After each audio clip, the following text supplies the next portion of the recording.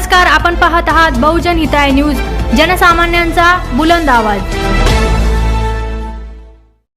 सामाजिक कार्यामध्ये योगदान समाजामध्ये देत आहे।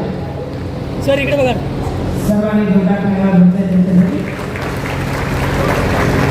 धन्यवाद सर, अभिनंदन धन्यवाद।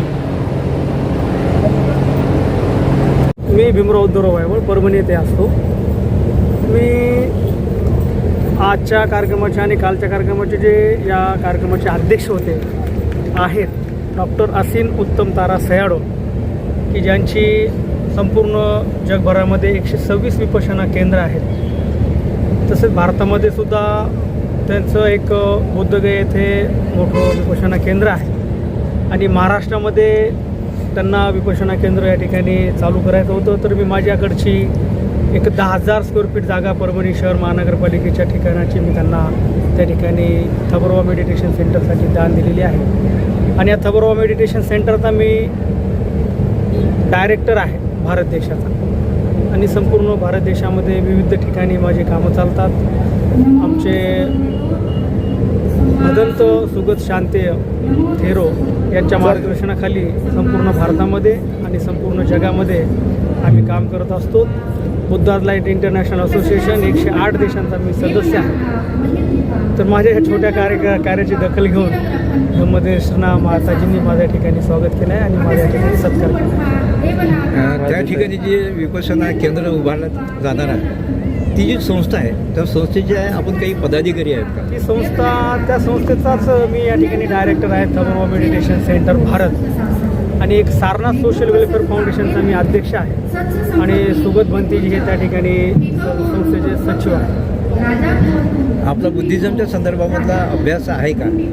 बुद्धिझमच्या संदर्भामधला म्हणजे माझ्या ज्या आजी आहेत रानूबाई वायवळ, त्यांची मी चौथी पिढी आहे। रानूबाई वायवळ ह्या मराठवाड्यामध्ये फेमस प्रसिद्ध असं व्यक्तिमत्व आहे। तर रानूबाई वायवळचं नाव ज्यावेळेस आपण घ्याल त्यावेळेस माझ्या मागचे संस्कार तुम्हाला त्या ठिकाणी दिसतील। आता यशवंत मनोरांनी असं म्हटलं आहे की विपश्यनेने आपल्या समाजाच्या समस्या सुटणार नाही, कारण आपला समाज हा गरीब आहे। हा जर तासनतास विपश्यना करत बसला तर तो अर्निंग कधी करेल आणि कुटुंबाचा उदरनिर्वाह कसा चालवेल? विपश्यनेसाठी काही फारसा असा वेळ लागत नाही। तुम्ही सकाळची जरी 10 मिनिटाची आनापाना जरी केली तरी तुमच्यामधलं मन आहे, तुमचं जे मन सेकंदामध्ये इथे आहे, आता तुम्ही इथे उभं टाकला आहात, तुमचं मन कुठंतरी बाहेर आहे। मन स्थिर करण्यासाठी फक्त 10 मिनिटाची आनापाना विपश्यना केली तरी त्या ठिकाणी तुम्ही तुमचं संपूर्ण दिवसामध्ये तुम्ही फ्रेश होऊ शकता आणि एक योग्यरीतीने जीवन जगू शकता। आपण बौद्ध उपासकांना विशेषतः तरुण पिढीला विपश्यनाच्या संदर्भामध्ये कुठला संदेश देणार आहेत?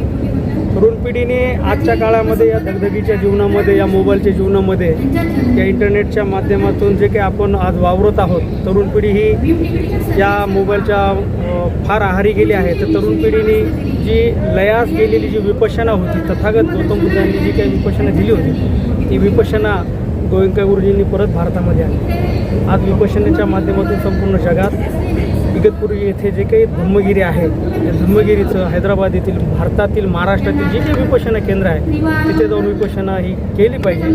त्यामुळे तुमचा IQ, तुमची बुद्धिमत्ता, तुमची राहणीमान या ठिकाणी चांगल्या पद्धतीनं होत असते। त्यामुळे युवकांनी प्रथमतः विपश्यनेला पहिलं प्राधान्य दिलं पाहिजे।